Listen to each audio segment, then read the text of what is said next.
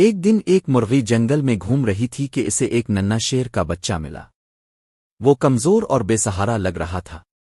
مرغی کو اس پر رحم آیا، اس نے شیر کے بچے کو اپنے پروں میں چھپا لیا اور اپنے گھر لے آئی۔ وہاں اس نے اسے نہلایا، صاف ستھرا کپڑے پہنائے اور ماں کی طرح اس کی دیکھ بھال کرنے لگی۔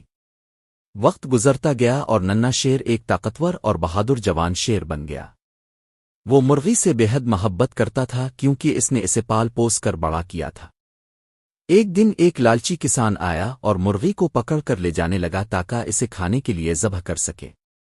مرغی خوفزدہ ہو کر چیخی، لیکن اسی لمحے شیر نے زوردار دھاڑ ماری۔ کسان خوف سے کانپ اٹھا، شیر کی غضبناک آنکھیں دیکھ کر اس کے قدم پیچھے ہٹ گئے۔ شیر آگے بڑھا، پنجے نکالے اور ایک ہی جھپٹ میں کسان کو بھگا دیا۔ اب وقت بدل چکا تھا۔ مرغی بوڑھی ہو گئی تھی اور اب شیر اس کی حفاظت اور دیکھ بھال کرتا تھا۔ وہ دونوں خوشحال زندگی گزارنے لگے۔